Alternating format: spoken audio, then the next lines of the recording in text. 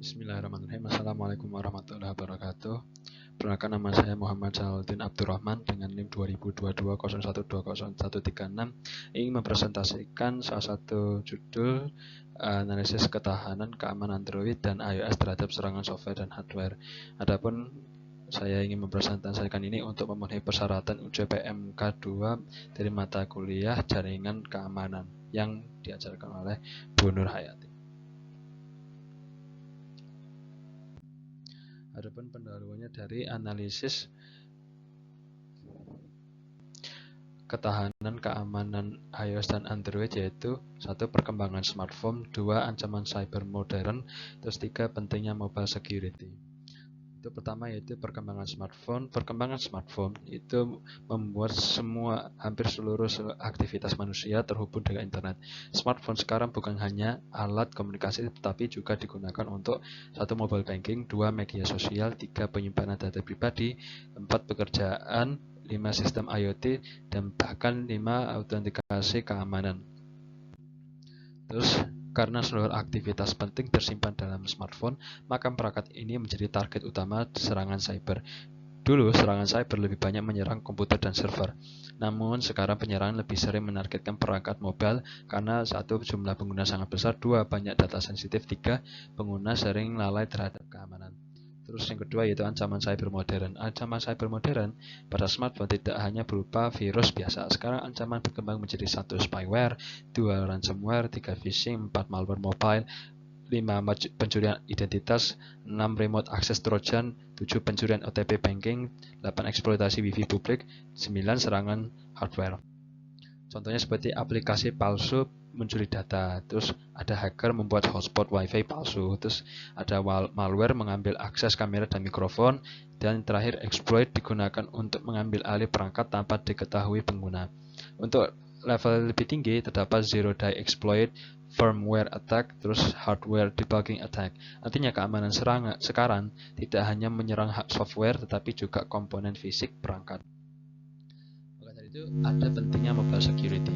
Mobile security menjadi sangat penting karena smartphone menyimpan password, data biometrik, informasi keuangan, lokasi pengguna, data pekerjaan, terus komunikasi pribadi. Jika smartphone berhasil ditembus, maka hacker dapat mengambil data, menyadap komunikasi, mengontrol perangkat, mengakses akun penting pengguna. Karena dari itu, perusahaan besar seperti Apple dan Google mengembangkan sistem keamanan berlapis seperti sandboxing, encryption, secure boot, hardware isolation, dan code signing. 2. Ada arsitektur keamanan Android. Terdapat ada open source, sandbox, permission, routing, dan malware. Untuk open source, Android bersifat open source karena berbasis Linux kernel. Adapun kelebihannya dari penggunaan open source dari Linux kernel yaitu lebih fleksibel, mudah dikembangkan, banyak vendor bisa menggunakannya. Namun ada pun kekurangannya dari open source-nya Android yaitu source code lebih mudah dipelajari oleh hacker, fragmentasi keamanan, terus update tidak merata. Lalu karena banyak vendornya Android seperti Samsung, Xiaomi, Oppo, Vivo, maka patch keamanan sering berbeda-beda. Walhasil ada perangkat yang cepat mendapat update dan ada pun perangkat yang rentang terlalu lama untuk diupdate. Terus yang kedua ada sandbox. Sandbox dalam Android yaitu menggunakan sistem sandbox yang artinya setiap aplikasi berjalan di ruang terisolasi. Tujuannya yaitu aplikasi tidak bisa sembarangan mengakses data aplikasi lain. Contoh, aplikasi kalkulator tidak bisa langsung membaca WhatsApp.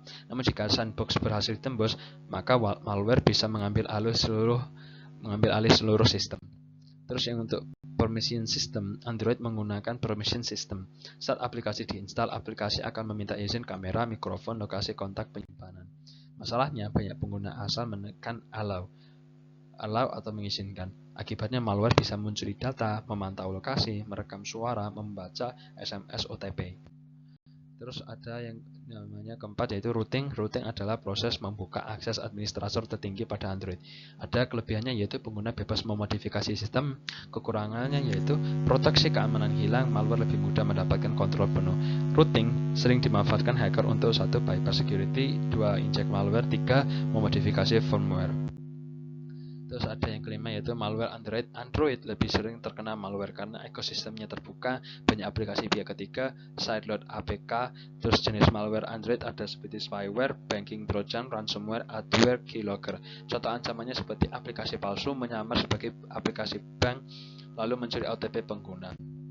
Terus ada pun arsitektur keamanan iOS, diantaranya ada closed ecosystem, secure enclave, code signing, dan secure boot. Yang pertama, closed ecosystem. iOS bersifat closed ecosystem, artinya Apple mengontrol hardware, software, App Store, update system.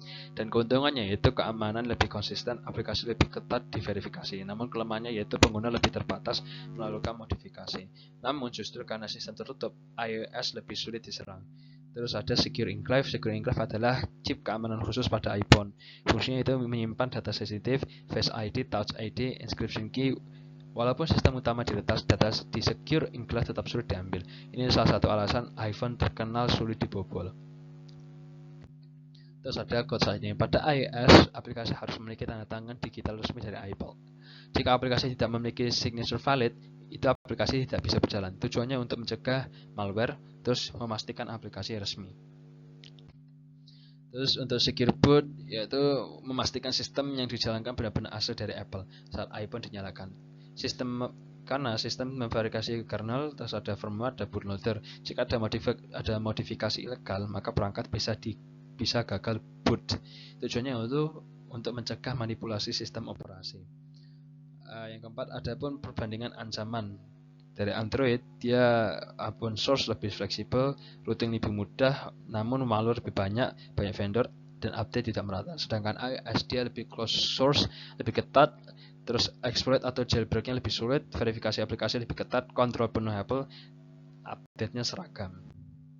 Routing versus jailbreak. Routing itu membuka akses administrator pada Android, sedangkan jailbreak itu membuka batasan sistem iOS. Namun jailbreak modern jauh lebih sulit karena Apple terus meningkatkan keamanan hardware dan software.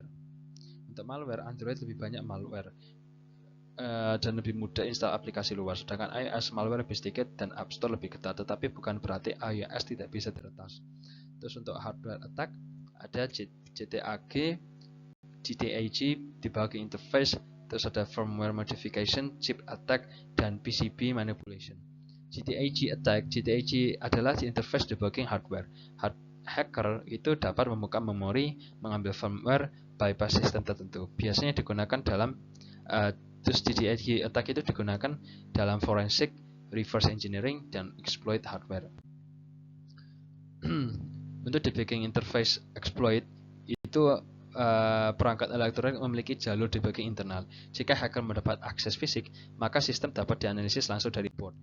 Terus yang ketiga yaitu firmware modification. Firmware adalah software level rendah yang mengontrol hardware. Jika firmware dimodifikasi, maka hacker bisa membuat backdoor permanen dan bahkan bisa mereset pabrik kadang tidak menghapusnya. Terus ada chip attack.